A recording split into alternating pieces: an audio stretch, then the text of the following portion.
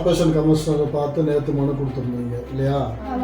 இன்னைக்கு 9ஆம் தேதி மக்கள் அரசுன்னு ஒரு சின்ன யூடியூப் சேனல் ஏதோ ஒன்று நியூஸ் போட்டிருக்காங்க.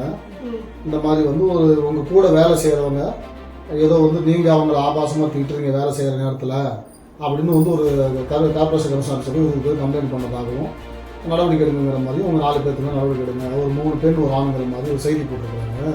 இப்போ அவங்களும் உங்களோட வேலை செய்கிறவங்களா? அவங்களும் எங்கள் கூட வேலை செய்கிறவங்க சார். அவங்களாம் 57.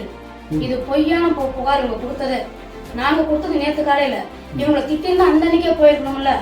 எந்த இடத்துல அவங்க நான் திட்டினா என்ன வார்த்தையில பேசணும், ஏன் இப்படி போய் பேசணும்? நீங்கள் ஒன்றா வேலை செய்யலையா? ஒன்றாவே நாங்கள் வேலை செய்யல. நாங்கள் இருக்கிறது 56, அவங்க சேர்ந்ததுல 57. இதாங்கய்யா, இதுதான் இவங்க.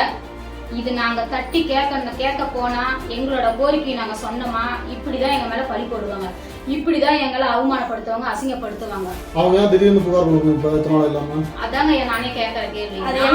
ஆபாசமா பேசியிருந்தேன்னா அந்த அன்னைக்கே அதிகாரி கிட்ட சொல்லியிருக்கணும், சூப்பர்வைசர் கிட்ட சொல்லியிருக்கணும். எந்த இடத்துல சண்டை நடந்துச்சுன்னு அவங்க கேட்டிருப்பாங்க. நான் அந்த மாதிரி சண்டை இழுக்கல, நாங்க யார்கிட்டயும் பேச கிடையாது. ஃபர்ஸ்ட் அவங்க எங்க கிட்ட பேசுறதே கிடையாது. அப்ப இவங்க போய் புகார் கொடுக்கறாங்க. இவங்க பொய்யான புகார். இது நான் எங்க வேணாலும் அடிச்சு சொல்லுவேன். இது பொய்யானா எப்படி அவங்களே கொடுப்பாங்க? யாரோ சொல்லி கொடுத்துறாங்க. இது முழுக்க சக்திவேலும் சித்தேசையும் சேர்ந்து பண்றது.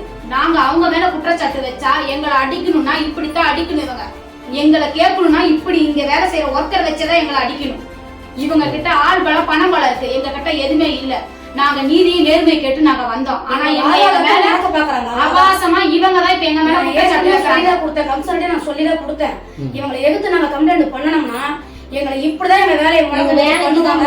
சித்தேஸ்வரர் கண்டாலே எங்களுக்கு பயமா இருக்குது. சத்தியவேலு சார் வந்தா இந்த ஆர்ப்பாட்டம் நடக்கணும்னு சொல்லி இதுக்குதான் நாங்க வேணாம். அவங்க இதான் செய்யறாங்க. இதுதான் அந்த சாரோட முகத்திலே பாருங்க தயவு செஞ்சு. ஐயா, நான் கொடுத்த விண்ணப்ப சீட்டுல தெளிவா எழுதியிருப்பேன். ஐயா, நாங்க கேட்க போய் நாங்க இந்த வாழ்வாதாரத்தை எங்களை அடிப்பாங்க, எங்களை இப்படிதான் இவங்க ஏறி மிதிப்பாங்க, எங்களை என்ன வேணா செய்வாங்க. இனி ஆள் வச்சு கொல்ல கூட இவங்க தயாரா தான் நிக்கிறாங்க. எங்க செய்யற குப்பை வண்டியில எங்க மேல விட்டு ஏத்துவாங்க. 750 ஃபைனோட போயிரும் அப்படிங்கிறாங்க. அவங்க கேட்ட கேள்வி சத்தியவேல் சார் அதை கேட்டத. எங்கேயாவது போய் எங்கேயாவது நீ கொடுத்து கம்ப்ளைண்ட் பண்ணா ஒன்னும் பண்ண முடியாது. நீ எங்கேயாவது கம்ப்ளைண்ட் 750 ஃபைன் தான், குப்பை சொல்லி அடிச்சு போட்டோம்னு சொல்லி நான் கேட்டாரு சத்தியவேல் சார். அதுக்கு பயந்துதான் நாங்க வந்து துணிஞ்சு நான் கம்ப்ளைண்ட் கொடுத்தத. நீங்க கம்ப்ளைண்ட் ஒரு நாள் கூட ஆகல, இவங்க இந்த வேலையை செஞ்சுட்டாங்க. இதுலயே அதிகாரிங்க தயவு செஞ்சு எங்களுக்கு மேல இருக்கணும் புரிஞ்சுக்கோங்க. தயவு செஞ்சு நாங்க என்ன சொல்றோம்னு புரிஞ்சுக்கோங்க. இதுதான் சத்தியவேலோட சொன்ன நோக்கமோ. அந்த சித்தேஸ்வர் பண்ற வேலை இதுதான். அவங்க இதைதான் பண்ணுவாங்க.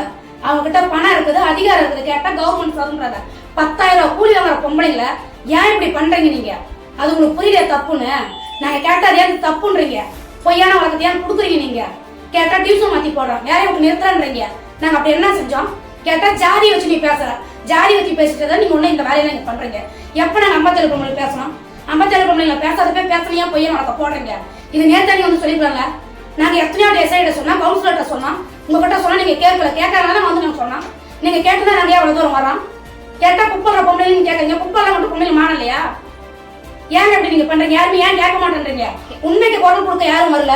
பொய்யுக்கு குரல் கொடுத்து நாங்க பொய் சொல்லி கட்டிட்டு இருந்துக்கணும்ல. நாங்க பொய்யான சொல்லலையே. ஏன் இப்படி எங்களை 5 பேர்த்த ஒழிச்சு நீங்க நினைக்கிறீங்க? என்ன செஞ்சோம்? யார் திங்க சுத்த நாங்க மண்ணலி போட்டோம்? ஐயா எங்களை காப்பாற்றுன்னு சொல்லி படிச்ச அதிகாரிகிட்ட உத்தியோகத்தில் உள்ள ஆம்பளை சார்கிட்ட வந்து நாங்க கையில கால உண்டா இந்த அளவுக்கு சித்தாசார் செய்வாரு. இதைதான் நான் சொன்னேன், சித்தாசார் இப்படிதான் பண்ணுவாருன்னு. இதுல கேட்க போனா சித்தாசாருக்கு அட்ஜஸ்ட் பண்ணி போகணும்னு கேட்கறாரு. இது என்ன வார்த்தை நாங்க எடுத்துக்கிறது?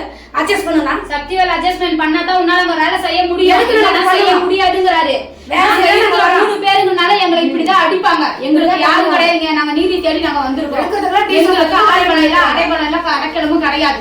எங்க பின்னால யாரும் இல்லைங்க ஐயா. எங்களை யாரும் தூண்டுதலா சொல்ல. எங்களோட கோரிக்கையை நாங்க செஞ்சுட்டா எங்கேயாவது போனா எங்களை வேலையை சேர்த்ததுக்கு எங்களை வேலையை விட்டு நின்னாலோ எங்களை டியூஷன் மாத்தினாலே முழுக்க காரணம் சித்தேஸ்வரும் சத்தியவேல் சார் மட்டும்தான்.